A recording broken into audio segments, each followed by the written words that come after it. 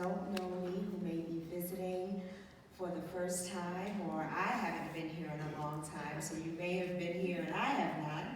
I am Reverend Tawana Davis, and I have been journeying with First Unitarian, and First Unitarian has been journeying with me over the last several years, and I am just so grateful to call you family and to be home on this last Sunday of 2019. We made it.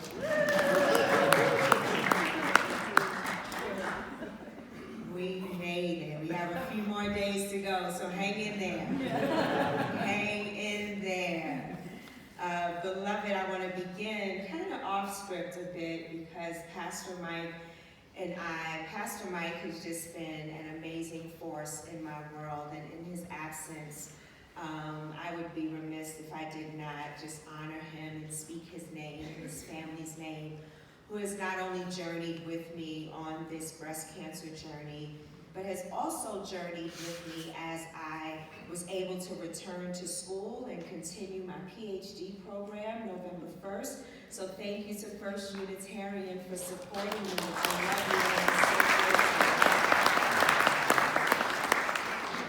I am still in the process of healing from metastatic breast cancer, and I'm grateful that I have not been hospitalized since August, so we give the Most High praise for that.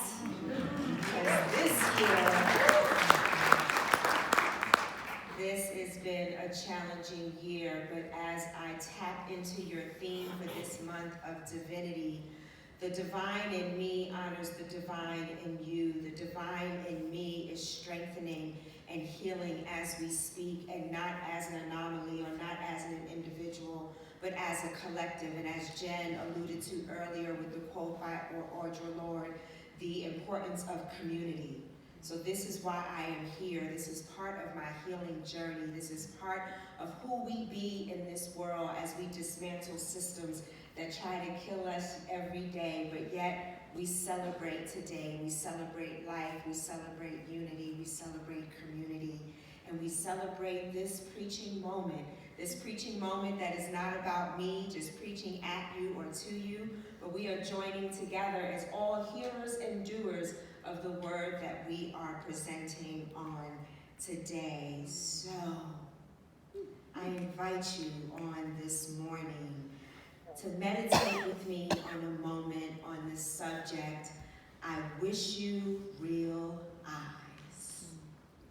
I wish you real eyes. And my intention, as we set intentions on this morning, I wish you real eyes is about embarking on a new journey, a different journey, a revolutionary journey, a liberating journey of reconfiguring, dismantling, looking deeper, reflecting, sharing, loving, showing compassion, standing up and sitting down and kneeling and praising and all of those things that come in between with new, fresh eyes that we have never experienced before, a revolutionary spirit that we have never experienced before, a love and compassion that we've never experienced before for another. So for our intentions on this morning, it's about community, about change, about dismantling systems and rebuilding together what God has destined for us to do and to become. Ashe. When I say Ashe, it's also synonymous to Amin or Amen, meaning it is so, so be it. So when I say Ashe, if you are in agreement, you are more than welcome to say Ashe or Amen if that is your tradition. Ashe. Ashe. Our text comes from a poem this morning entitled On This Day by Ruth Foreman. This day without chairs, a day where all the rooms melt together and there are only corners and humming, wishes and slight breeze brushing you like palms. On this day of prayers, a day of painful breaking, a day of beneath. A day of arms, a day of hands, a day of eyes, a day of quiet windows.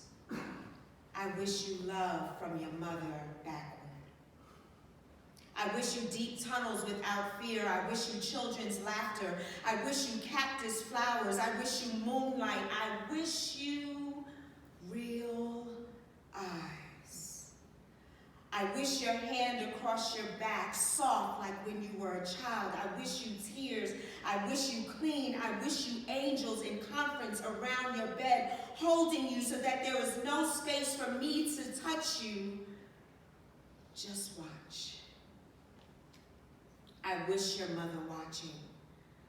I wish you Avalon dreams. I wish you peace. I wish you doves in your kitchen, moonlight in your bathroom, candles when your eyes are closed and dawn when they open. So many lips kissing your ears that you smile from the inconvenience.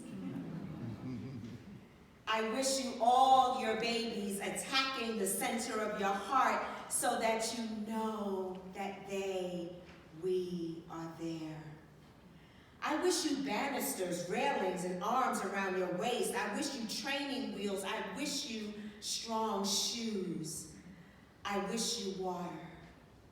Oh, I wish you water. Flowing through like a stream. I wish you hammocks.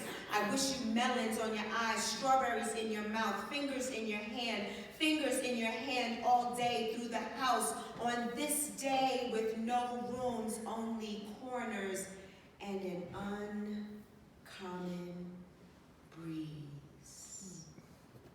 Take a deep breath with me.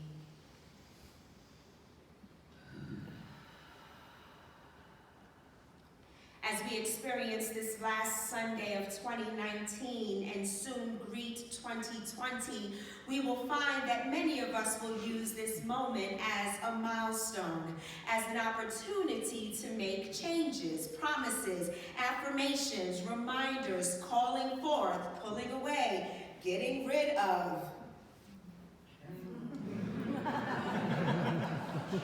New year, new me, time to get rid of toxic people or toxic relationships if we couldn't do these things right at this moment, right? There is something about new beginnings, whether it's a new year or a new month or a new week. Like it's Tuesday, but I'm not going to start working out until Monday. Or it's for real, the first of the month, I'm going to make it happen. It's something about first. It's something about new beginnings and milestones that propel us to do something different. So now we find ourselves in 2020. And it's no accident that we usually associate 2020 with this 2020 vision. So now all of a sudden, on January 1st, 2020, I will be able to see clearly. This year will bring clarification, a time to build, a time to walk in alignment, because I can see clearly now, whether it's with or without these glasses or contacts or anything else you might need to help you see with this 2020 vision. Ashe. I'm with you. I'm ready. I am by no means disregarding or dismissing or demeaning any of the above statements. If this is what it takes to make you want more, to love yourselves, to rid yourselves of things that are unhealthy, to embody self-love by loving self first, then by all means, go for it. I'm here for all of that. All of it. Yet on this day, as we prepare to move into a new year or even another day or wait even another moment or wait even another hour or another minute, I offer to you this poem by Ruth Foreman on this day because there are times when we cannot afford to wait. People, men, women, children, and beloveds are dying at the hands of systemic ills that in turn are plaguing our humanity on a global and local level and everything in between. We heard it today. There are still people on the corner holding up signs. There is someone that might even be here today that don't know if they're going to return to their lights on in their homes. Or they might open that refrigerator and not find the abundance of food that others may find. Some are turning a blind eye to houselessness, the hungry, the incarcerated, the impoverished, the undereducated, the disruption and unjust incarceration of immigrant families right now. Others are blinded, almost as if they are numb to the plight of the marginalized, because it's happening so much and so often one does not see it, or they choose not to see it because they believe that it's not impacting them or us. Then there are a select number of people who believing that being colorblind is good. Although race and color is a social construct designed to marginalize those who are non-white, it has become a part of our culture, history, and a mode of identification that we wear proudly, because what the devil made for evil, God made for good. So in my blackness, although it was created for my demise, I am now turning that into my good. Hence, color blindness is ignoring the fullness of me as a person and defining or denying who one may be before one experiences a beautiful encounter with another human being. And that fullness of the moment includes but is not limited to race, culture, and creed. Amen.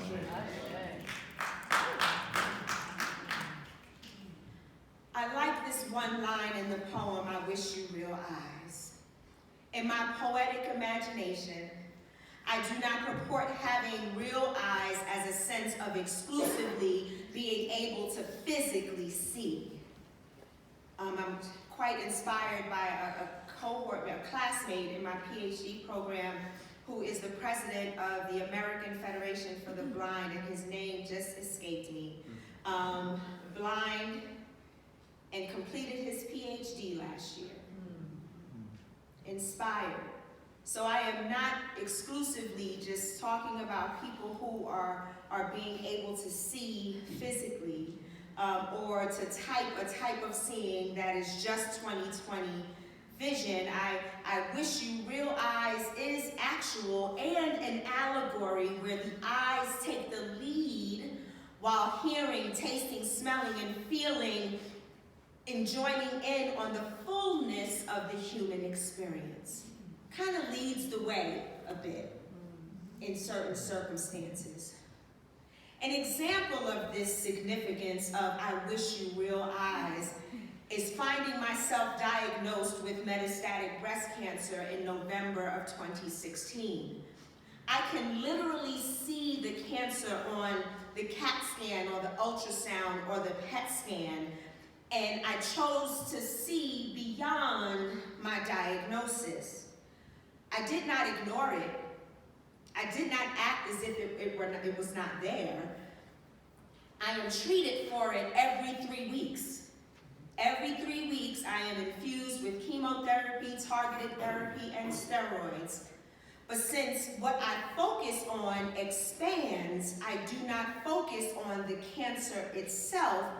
I focus on the healing. My friend Reverend Dr. Dawn Riley Duvall says, are you ready to receive those healing juices? Because there are times when I go in and we know that there are adverse effects to whatever treatment that we are undergoing. We hear it on the commercials all the time. Oh yes, take this. And then you have this really fast voice at the bottom, and watch out for blindness and death and sickness and lose the leg and lose the arm, lose the fingers. Right? We hear it all the time. So Reverend Dawn encourages me to shift that mindset and says, are you ready for your healing juices? Because it's during those moments that I focus on my healing, I focus on my hope and my faith and the resilience of my ancestors and the love and prayer and support of my family and friends near and far. I still see the cancer, but it does not define me.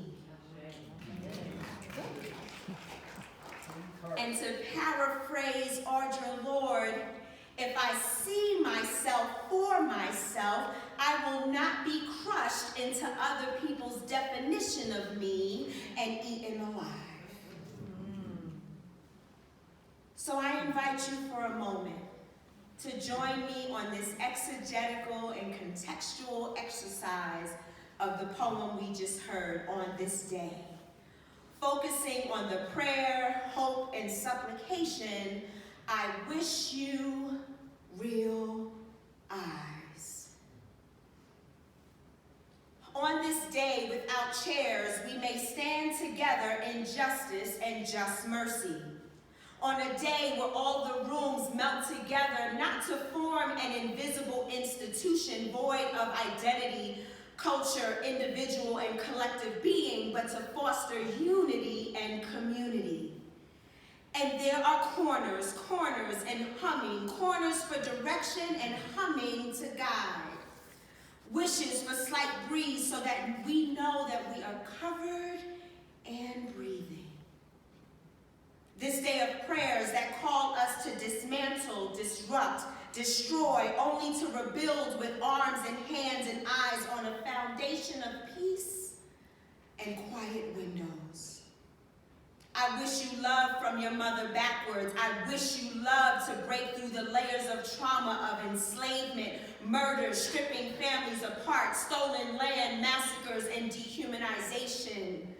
I wish you deep tunnels without fear, deep thought, reflection, doing the internal work necessary to face and dismantle racism and sexism and classism and xenophobia and all the other dehumanizing postures without fear.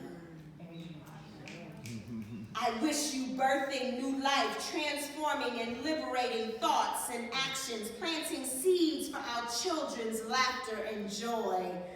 Unspeakable joy. I wish you cactus flowers, like the rapper and King Tupac who penned the rose that grew from the concrete. Yes, ma'am. I wish you real eyes, real as in unadulterated, loving eyes without judgment, sight beyond our own limited context. I wish you real eyes as a metaphor representing the senses. I wish you real eyes that you may hear the sounds of blackness. I wish you real eyes that you may see and experience the beauty, movement, joy, laughter, pain, transformation, and power of another. I wish you real taste so that you may taste the culture, taste the salt in our tears, and taste the soul in our food. I wish you the power of smell so that you might experience the powerful, unique, and life-giving aroma of ethos. I wish you all the feels so that you may experience beauty, resilience, pain, trauma, joy, movement, music, creativity, and creation through Black bodies and Black experiences. I wish you a hand across your back, not like a whip or a knife, but a soft and loving parent with a child. I wish you tears of release, to cleanse, to preserve, to pour out so that awareness, consciousness, humanity, revolution, liberation, and unconditional positive regard might be poured in. I wish you clean.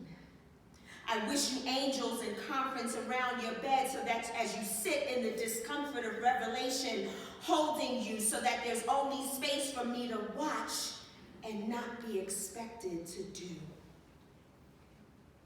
I wish you accountability, scrutiny, checking privilege as if mamas are watching.